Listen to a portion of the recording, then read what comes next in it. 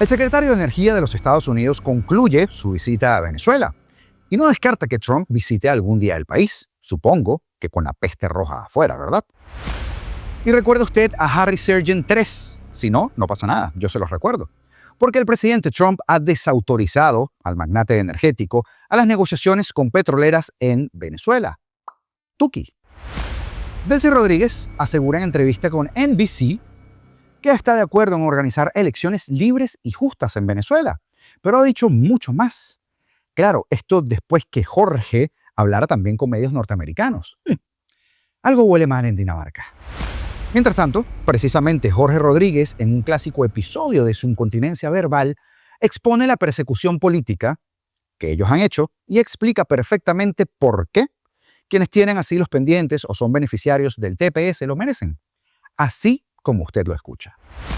Y hablaremos al final de una información detallada que explica el auge y la caída de Richard Grenell y que quizá también pueda explicar por qué la efusividad en promover tanto la entrevista de Newsmax con los jerarcas del chavismo hace unos pocos días.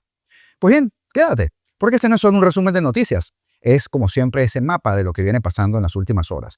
Y de todo esto y más hablamos el día de hoy, viernes 13 de febrero de 2026. Augusto Navarro en su espacio que se llama Apolítico. Comenzamos. Al concluir una visita oficial de 48 horas en territorio venezolano, territorio apache, el secretario de Energía de los Estados Unidos, Chris Wright, ofreció declaraciones que marcan, sí, un hito en la relación entre Washington y el régimen interino de Venezuela. Antes de su partida, Wright calificó el encuentro con la interina, Delcy Rodríguez, como un éxito rotundo que ha permitido consolidar la confianza mutua. Vaya, vaya. Wright enfatizó que este no es un evento aislado, sino el inicio de una fase de cooperación intensa y confirmó que otros miembros del gabinete estadounidense viajarán próximamente al país y, en una declaración que ha generado gran expectativa, dejó la puerta abierta incluso para una histórica visita presidencial, así como lo escucha. Mi relación con la presidenta interina, eso ha dicho, se ha profundizado tras estos 2 días. Regresaremos nosotros y otros secretarios. No descarto que el presidente Trump visite Venezuela algún día, afirmaba Wright en la sala de prensa. Todo muy diplomático, ¿verdad? Pero eso no impidió tampoco que hablara el día anterior de liberar al pueblo de Venezuela estando al lado de Delcy y en pleno Palacio de Miraflores, y que también recordara que desde 2018 Estados Unidos no reconoce al régimen ilegítimo, en una entrevista que dio el día de ayer con The Washington Post. Pero vamos a poner lo que sigue también en contexto. Porque Delcy Rodríguez decidió hablar, y no habló en venezolana de televisión. No. Tampoco habló en Telesur. Tampoco en un foro de amigos, habló en NBC. Casualmente, luego de que su hermanito, Jorge Rodríguez, había hecho lo propio en Newsmax. ¿Casualidad? Por supuesto que no.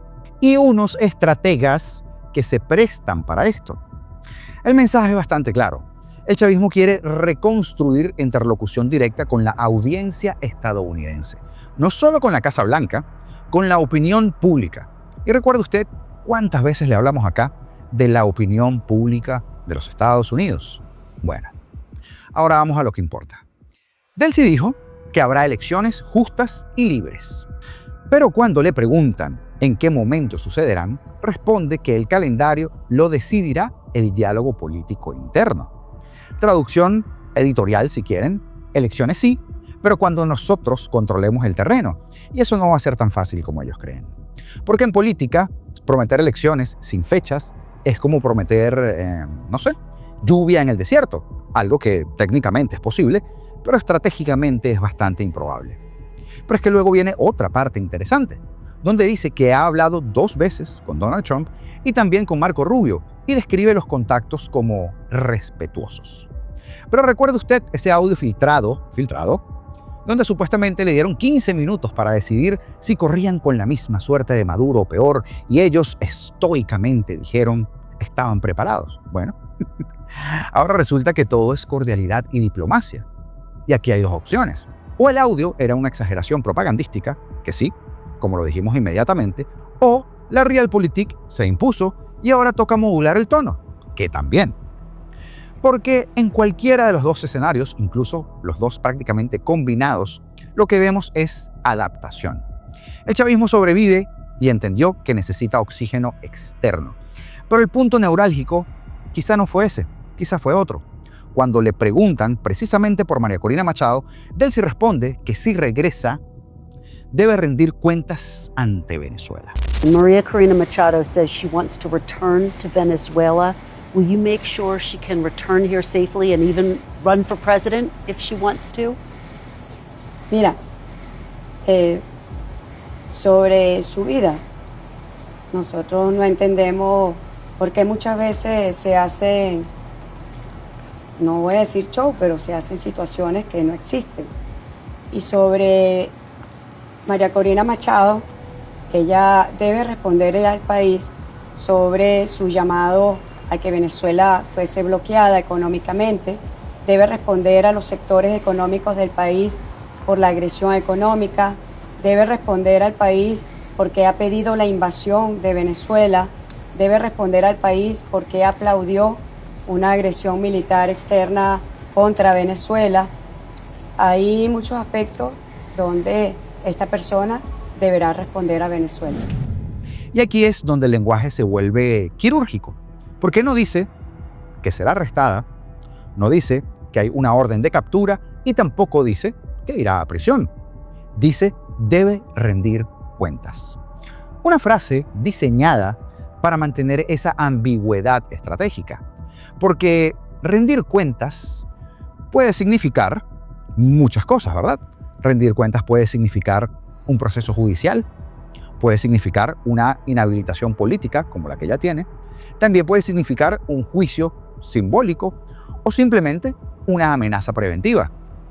La ambigüedad cree Delcy que es poder en este momento, porque mantiene a la oposición en incertidumbre mientras que mantiene a Washington en alerta y mantiene también cohesionados a los pocos chavistas que aún creen que no vendieron a Maduro y que necesitan escuchar, después que le invadieron el Palacio de Miraflores, una palabra de aliento con mucha firmeza. Pero luego viene una pieza aún más reveladora. Delcy insiste en la inocencia de Nicolás Maduro y de Cilia Flores, y ese detalle, por supuesto, no es menor. Porque mientras intenta proyectar moderación hacia afuera, reafirma su lealtad hacia adentro, de los 3 peleles que le quedan. Y está hablando también en 2 idiomas que políticamente son muy distintos, pero simultáneos. Uno para Washington y otro para la estructura interna que todavía necesita creer que nada ha cambiado. Entonces, ¿qué estamos viendo realmente? Escuche este minutico. Do you see Nicolás Maduro as the legitimate leader of Venezuela? Sí, sin duda alguna. Es el presidente legítimo de Venezuela y ahí yo tendría que resaltarte. Voy a hablarte como abogada. El presidente Maduro y la primera dama son personas inocentes de lo que se le ha tratado de endilgar. Who is in charge here in Venezuela? Are you in charge or is President Trump in charge? Bueno, yo estoy encargada de la presidencia de la República, es lo que contempla la Constitución, y te puedo decir que por el nivel de trabajo estoy muy encargada de la presidencia de la República, un trabajo arduo, duro, sobre todo en las condiciones inéditas en las cuales me correspondió encargarme de la presidencia. Mira, he conversado en 2 oportunidades por teléfono con el presidente Trump, he tenido contacto más seguido con el secretario Rubio y debo resaltar que han sido contactos muy respetuosos, de un nivel que permite que podamos trabajar conjuntamente, que la cooperación pueda fluir, y por eso hemos dicho que sin duda la agenda energética puede ser un motor. Pero yo debo agradecer porque los contactos que hemos tenido, que son al más alto nivel, han sido siempre de respeto y de cortesía. No tenemos miedo a las elecciones. Cuando llegue el momento, será bienvenido y esperamos que sea un proceso donde los venezolanos y las venezolanas se sientan que están identificados como soberanos. Estamos viendo un régimen en transición discursiva. No es el chavismo incendiario de 2017, ni tampoco es el aislamiento total que hicieron en 2019. Es una versión más calculada que entiende que el aislamiento absoluto ya no le es viable. Pero aquí viene una pregunta clave. Si realmente quieren elecciones libres, ¿por qué el calendario depende solamente de ellos? Si realmente creen en la institucionalidad que está por venir, ¿por qué la principal líder opositora debe rendir cuentas antes de incluso competir Porque elecciones libres no son solo votar, son garantías, son cronogramas claros además, son árbitros creíbles y son reglas iguales. Y también son testigos. Y cuando un gobierno dice sí, elecciones, pero agrega cuando nosotros decidamos las condiciones, lo que está diciendo básicamente es que habrá elecciones siempre que no perdamos. La entrevista no fue un gesto espontáneo, por supuesto que no lo fue. Fue una pieza de reposicionamiento internacional. Y el mensaje implícito en ese extracto era: estamos dispuestos a hablar, pero bajo nuestros términos, así como con la ley de amnistía, por ejemplo. La gran incógnita ahora es si Washington comprará la moderación retórica o exigirá compromisos verificables. Porque entre la diplomacia y la simulación hay una línea muy delgada. Y Venezuela, vaya que Venezuela, ha vivido demasiadas elecciones donde el resultado estaba decidido antes de que se abrieran las urnas. ¿Verdad que sí? El presidente de Estados Unidos, Donald Trump, desautorizó este jueves a Harry Sergent III, este magnate energético estadounidense que, según informaciones de prensa, estaba ejerciendo de mediador o estaría ejerciendo de mediador en Venezuela para reactivar el sector petrolero del país. Hay un artículo sobre un hombre llamado Harry Sergent III, decía Trump en su publicación, en The Wall Street Journal. Él no tiene autoridad de ninguna manera, forma o modo para actuar en nombre de los Estados Unidos de América, ni tampoco la tiene nadie más que no esté autorizado por el Departamento de Estado. Sin esta aprobación, nadie está autorizado a representar a nuestro país, dijo el mandatario en su plataforma social Truth Social. En el mismo mensaje, Trump también apuntó que las relaciones entre Estados Unidos y Venezuela, desde la captura de Maduro el 3 de enero, son extraordinarias y que se lleva muy bien con la interina Delcy Rodríguez. El petróleo, dijo, está empezando a fluir y grandes cantidades de dinero también, nunca antes vistas en muchos años. Pronto beneficiarán enormemente al pueblo venezolano. Eso estamos por verlo. El republicano publicó este mensaje después que el diario The Wall Street Journal y otros medios estadounidenses informaran que Harry Sergent III, este poderoso empresario energético y donante republicano, estaba apostando fuerte por revivir el sector petrolero venezolano tras la caída de Maduro. Sergent mantiene desde hace un par de décadas negocios vinculados al petróleo venezolano. Es un hombre conocido en Miraflores, especialmente en la compra y en la exportación de asfalto, y en proyectos para desarrollar campos petroleros junto a PDVSA. Vaya. El empresario había asesorado incluso a la administración Trump sobre cómo reabrir la puerta a compañías estadounidenses en el sector petrolero venezolano tras la detención del narcodictador Nicolás Maduro. Según el periódico, el empresario de 68 años y expiloto de la Fuerza Aérea de Élite ha jugado en ocasiones golf con el mismísimo Donald Trump y también mantiene relaciones con Maduro, quien lo llamaba, escuche bien, cariñosamente, abuelo. Lo que permitió convertirse, por supuesto, en un punto de contacto entre Mar-a-Lago y Miraflores. Pues bien, Harry, no te vistas, que no vas. El día de ayer, Jorge Rodríguez hablaba del TPS y de asilos falsos, según él, mientras que pretendía negarle la amnistía a las personas y tampoco tener derecho a regresar a Venezuela. Esto directamente a quienes acudieron al TPS y asilos de todo tipo como mecanismos para permanecer legalmente en Estados Unidos ante un temor más que infundado. ¿No me cree? Grabe este video, como dije en el directo de ayer, grábelo, porque esta es una prueba de que la gente necesita TPS y necesita asilo de estas bestias.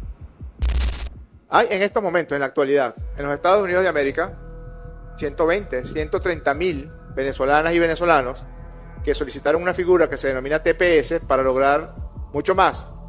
600 mil, ok, 600 mil, perfecto. 600 mil venezolanos y venezolanas que solicitaron y adujeron que solicitaban la residencia en los Estados Unidos de América porque eran perseguidos políticos. Enrique, hay hasta una planilla, donde dicen ahí, porque estoy perseguido político del régimen de Nicolás Maduro. Yo he visto esa planilla, no sé si tú lo has visto. ¿Cómo? Ok, pero ponte tú que los TPS, ok, pero por razones políticas son como 100.000, por lo menos, al menos.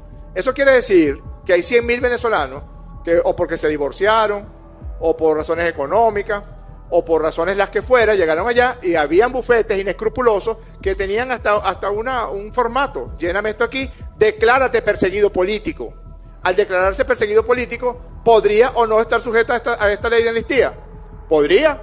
porque él mismo se aduce como refugiado político. ¿Alguna falta habrá cometido los efectos del Estado de Derecho de Venezuela o no? Entonces, necesariamente tenemos que separar el trigo de las mieses, el trigo de las pajas. Pues como le dije, guárdelo a quien le pueda interesar, porque eso que acaban de ver califica como persecución política y promueve el miedo para regresar a Venezuela. Además, es odio cuando se busca la convivencia según los rojos, ¿no? ¿Dónde está el arrepentimiento y el perdón que pidió hace días? Perdón que solo debería pedir él, porque desde que apareció en nuestra vida política de nuestro país, lo que ha hecho es adulterar elecciones, hacer discriminaciones, gritar improperios en el Congreso, llenar el espacio de pura maldad, y dilatar cuánta negociación hubo, 18 de hecho, para ser más precisos.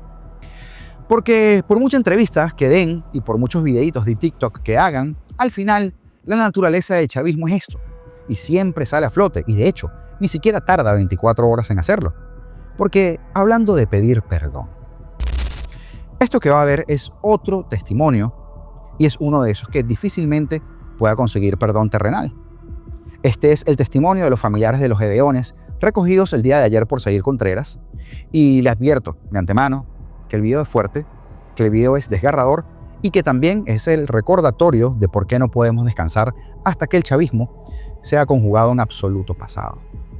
Si ustedes le hubiesen permitido a ellos alimentos, si ustedes no podían alimentarlo, como le dijo aquí la amiga, nosotras de cualquier manera hubiésemos buscado esa comida para ellos. Le hubiésemos podido llegar a hacer llegar sus alimentos. Teníamos que llegar a esto, a conseguir prácticamente unos esqueletos ambulantes. No sé, me llegó a decir que en un short, yo le dije, papá, del short que te mandé te quedó. Y me dijo, está un poco ancho, mamá. Yo dije, pero tú estabas meto las dos piernas prácticamente en un solo hueco, no. Dios mío. Estamos todos sin palabras acá. Sí. Yo les exijo, por favor, traigan a esos muchachos mientras que damos el paso a la amnistía que va a ser para la paz, para la justicia, para la reconciliación, porque estamos claros que esos muchachos son inocentes, porque en el momento que se violó su debido proceso y se hicieron expedientes, son inocentes. Hagan la parte humana, tráiganlo para su centro de origen, para nosotros estar más cerca, porque es muy lejos a donde tenemos que irnos. Una señora la llamaron ayer en la tarde y vive en Barinas. Dios mío. Hizo viaje anoche a las 8 de la noche para venirse desde Barinas para poder ver a su hijo hoy. ¿Cómo nos hacen esa llamada de un día para otro también? Porque no se planifican al menos con un día de anticipación para poder conseguir el dinero y llegar hasta aquí, para poder cocinarles y llevarles su comida. Pero anoche, 7 de la noche... Por favor, hay una mamá que está... Una de las madres, la muchacha la están atendiendo, se está descompensando acá. Dios, es muy fuerte, Zair, es muy fuerte. ¿Me estás escuchando? Terrible. Es terrible que ustedes están haciendo con nosotros las madres, con los hermanos, los dioses. Bueno, es muy fuerte, señores. Están las familias. Es un testimonio muy fuerte. Dos hijos. Ella tiene 2 hijos. Uno está en una depresión grave. Yo cuando la ¡Auxilio! ¡Auxilio! ¡Dios mío! ¡Auxilio! ¡Dios mío! ¡Está temblando para comer! Bueno, esta es la realidad, señores. No puedo hablar. 4 adelante y 4 atrás. Recuérdame su nombre, por favor. Betsy Orellana. Señora Betsy, ¿cómo encontró a su familiar? Mal. Yo lo vi delgado, demasiado delgado. ¡Castigo, Dios mío! Hijo, no le hablaba. Y mi hijo me estaba mira eso en mi cara. Y yo le decía, mira mis ojos. Y me miraba los ojos y de repente se le iba la mirada así para los lados. Cuando estaba comiendo temblaba. Y yo le decía, ¿qué te pasa? O sea, no nada. O sea, Dios mío, están matando. O sea, nos están matando poco a poco. Es horrible verlos así. Mi hijo es moreno y está amarillo. Es horrible. No, mira, no, demasiado. demasiado menos así, demasiado, yo soy un dolor demasiado grande, demasiado así, que lo saquen de alegría, toda alegría, los 4 funcionarios adelante, grabados, no pueden hablar, no podemos decir nada, porque lo alegró a él, porque le dije, tú ya te mandan la bendición, pero que lo alegró, no, eso es horrible, no puede ser, tienen que ayudarlo, por favor, tienen que ayudarlo, tienen que sacar a esos muchachos de ahí, a los 32 gedeones exigimos que los saquen de ahí, de cualquier puro, tienen que sacarlos ahí, ayúdanos, por favor, ayúdanos. Gracias. Bueno, acá las muchachas están tratando de atender a la señora que... Vayan en este momento, colapsó. Es que vayan, no dejen pasar, porque nos están pidiendo más comida, ¿para qué? Para engordarlos. Ahora sí, vayan mañana mismo y lo chequean, vayan y lo vean cómo están estos muchachos de delgado, asustados, les tiemblan las manos cuando van a comer. No dejan pasar, vayan mañana mismo y lo revisan. ¿Qué me decía usted de una persona que le sacaron un diente? Explíqueme. Y hay uno de los muchachos que le faltó un diente. A Salinas. De apellido Salinas, me dicen acá los muchachos. Okay. Fuerte. Cuando los diputados hablan ligeramente de postergar la discusión de la ley de amnistía, ese es el drama que viven los familiares de los presos políticos. Y recuerdo, por eso tienen que pagar desde los de arriba hasta los custodios que se prestaron para las cosas más atroces que no quiero ni mencionar. No olvidemos las miles de razones por las que peleamos, señores. Porque así como lo dijo María Corina ayer en la tarde, gracias muchachos, una vez más, a los estudiantes porque pusieron el coraje en el asfalto para levantar la voz precisamente por eso que acabamos de ver. Y esto decía María Corina. Queridos venezolanos, hoy, 12 de febrero de 2026, Día de la Juventud, es un día memorable para nuestra lucha. Nuestros bravos estudiantes llamaron al país a unir sus voces por la liberación plena de todos y cada uno los 643 presos políticos que aún existen en Venezuela. Y en todos los estados del país, en 30 puntos de concentración, Venezuela acudió a acompañarlos. Nuestros héroes excarcelados, las madres, los hijos, los hermanos, los abuelos, los niños, un país unido y decidido a avanzar a su libertad. Qué orgullo ver a nuestros jóvenes que no han conocido democracia y libertad elevar sus voces. Qué emoción volver a ver un país en las calles porque se está venciendo el miedo. Por eso avanzamos en esta ruta a la libertad que no tiene vuelta atrás, porque en el corazón de nuestros bravos estudiantes ya no hay miedo, hay sed de libertad, de dignidad, de justicia. Por eso, con organización, con inteligencia, con resiliencia, con valentía, se avanza por esta ruta. Muchachos, gracias. Venezuela entera está orgullosa de ustedes.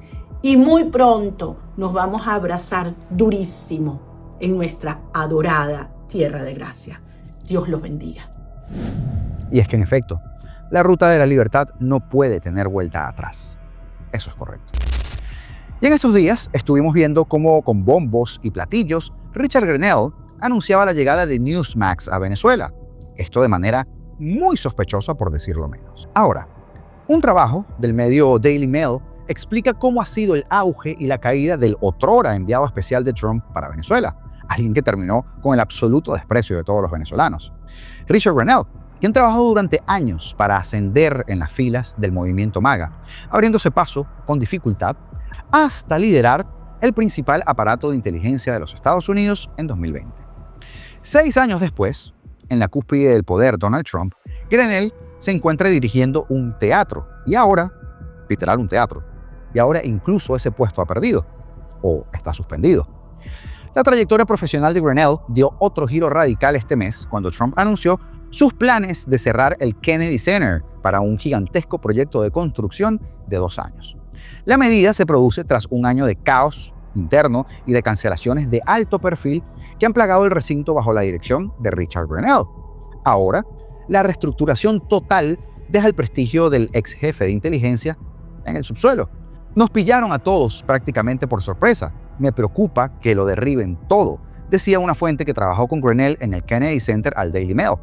Grenell, de 59 años, nacido en Michigan, se presenta como un insurgente político por excelencia, un diplomático irascible e inflexible que eludió los canales tradicionales para ofrecer resultados a una sola audiencia, el presidente Donald Trump.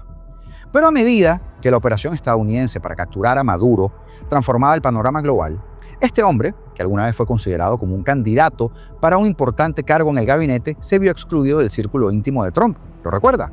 Era precisamente el cargo de Marco Rubio. Tachado como un imbécil despiadadamente ambicioso, palabras textuales, por dos ex colegas de él, la insistencia de Grenell y su mal carácter finalmente le han pasado a factura, ya que ha sido excluido de las decisiones de la política exterior más importantes y sensibles de la administración Trump, según 4 fuentes diplomáticas que han trabajado estrechamente con él y que se comunicaron con el diario. El enfrentamiento más sustancial se centró en Venezuela, como era de esperarse, un tema muy candente al que fue asignado como enviado especial en el punto más álgido del segundo mandato de Trump. Grenell inicialmente vio beneficios tangibles con ese enfoque más suave, negociando la liberación de algunos prisioneros e impulsando un pragmatismo que favorecía los acuerdos petroleros por encima del cambio de régimen. Pero pronto se vio en un punto muerto táctico con el secretario de Estado, el puesto que él quería, Marco Rubio. Mientras Rubio presionaba por una máxima presión y un aumento del poder militar que finalmente condujo a esa sorpresiva captura de Maduro, Grenell abogaba por una relación diferente con el dictador, basada en la diplomacia y en la coerción y prácticamente en las risitas. Incluso María Corina Machado se negó a reunirse con él, explicó un diplomático estadounidense que trabajó con Grenell. Oímos, dijo, que no quería tratar con él y que no le gustaba lo que él representaba. Creo que a nadie. El diplomático estadounidense, al tanto de su fallida reunión, declaró entonces al Daily Mail que la reticencia de Machado a tratar con Grenell se debía en parte a una mezcla de arrogancia e inflexibilidad. Esta persona dijo, ella pensaba que Grenell estaba por debajo de ella y que no entendía quién era Grenell, que no era nadie en Latinoamérica.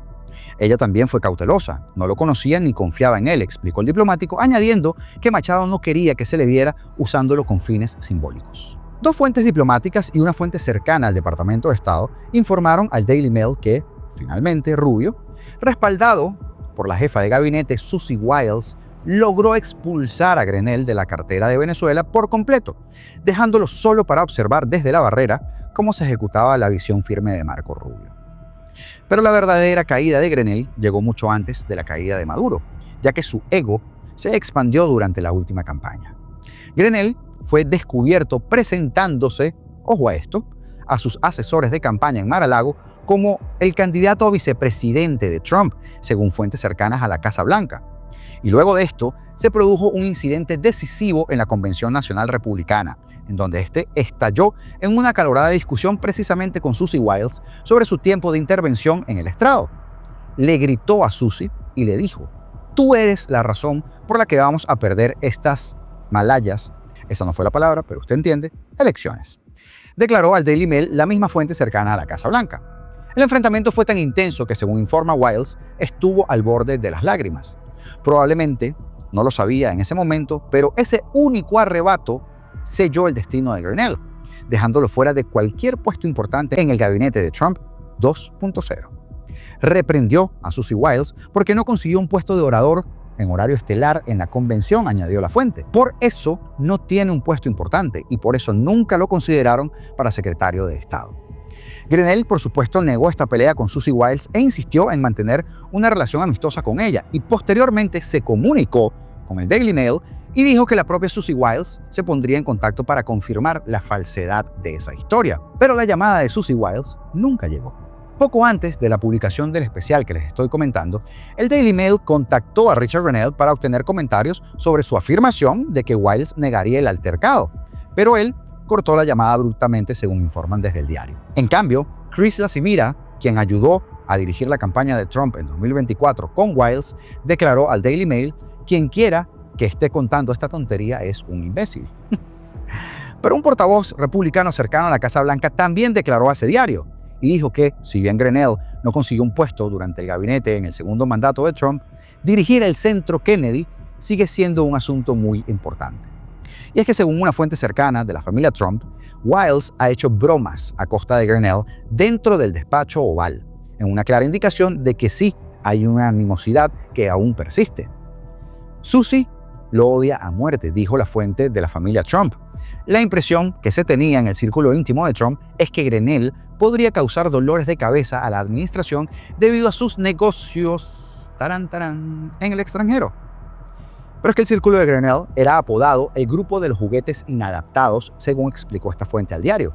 Y en una ocasión, Grenell supuestamente organizó un viaje del presidente serbio a Florida para una reunión discreta con Trump en mayo de 2025. Una reunión que nunca se llevó a cabo. Y entonces, las fuentes afirman que Wiles personalmente bloqueó el encuentro, dejando al líder extranjero en una situación incómoda y señalando que los días de trabajo independiente de Richard Grenell estaban bajo un intenso escrutinio. Ahora usted se explica varias cosas, ¿verdad? Porque, aparte, la explicación oficial desde Belgrado fue que el presidente Vučić tuvo que acortar el viaje y regresar a Serbia tras sufrir un episodio de hipertensión. Diplomáticos que estuvieron familiarizados con esta situación explican que los objetivos de Grenell, más allá de las relaciones entre Serbia y Estados Unidos, se concentraban en acuerdos comerciales en Serbia con Jared Kushner. A que no le sorprende esto, ¿verdad? Y es que la parte más importante de sus negocios privados se centra en su asociación con Affinity Partners, la firma de inversiones de Kushner. Grenell allí jugó un papel decisivo en la mediación de un hotel de lujo y de un complejo conmemorativo de $500 millones en el centro de Belgrado. Y el acuerdo implicó un contrato de arrendamiento de 99 años con el gobierno serbio, donde la firma de Kushner desarrolla el sitio y las ganancias se comparten con el Estado serbio. Sin embargo, a estas alturas parece que el acuerdo podría haber fracasado.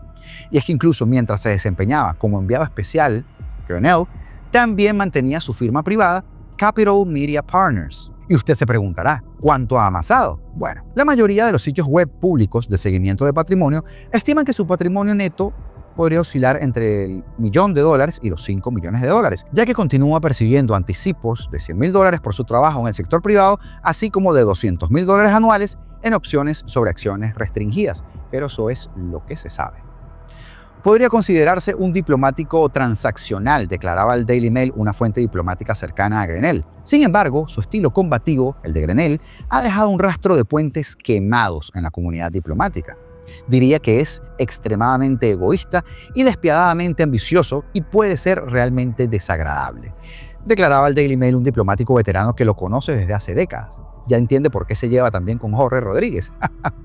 Y es que después de su susto con el cáncer, una enfermedad que padeció Grenell, se volvió mucho más despiadado.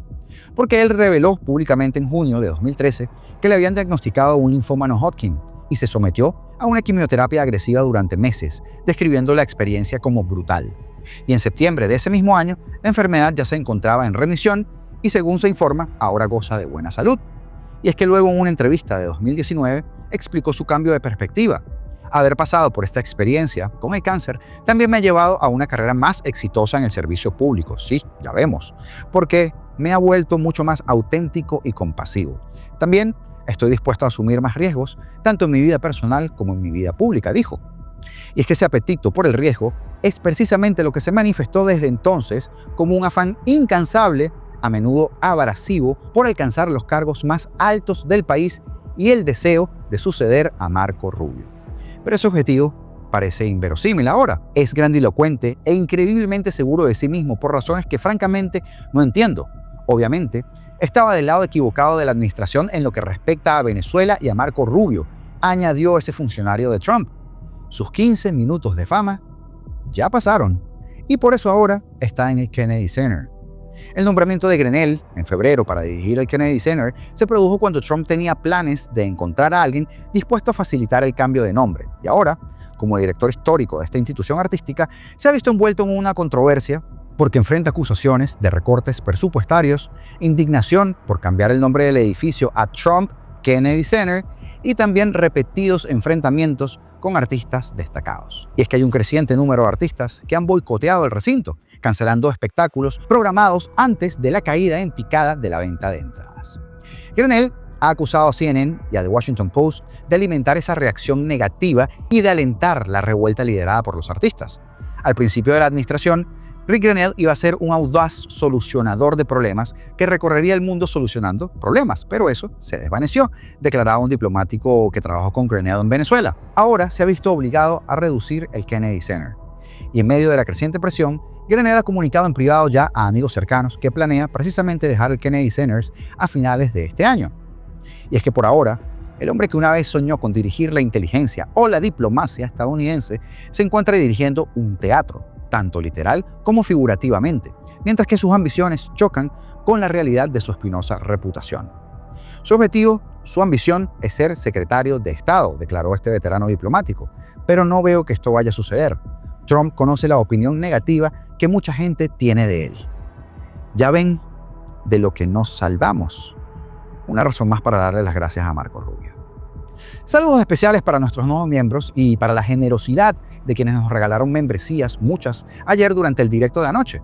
Mil bendiciones, por supuesto, para todos. Igual para Rebeca García, para Nelson Castellano y para Liliana por sus super thanks.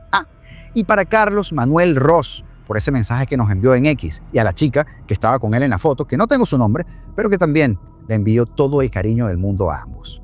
Gracias por el apoyo, en verdad es un honor para nosotros.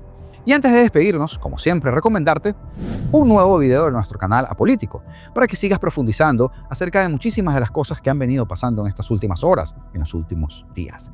Ya será hasta el próximo video, y recuerden, como siempre les digo, libertad o nada, porque seremos libres. Claro que sí.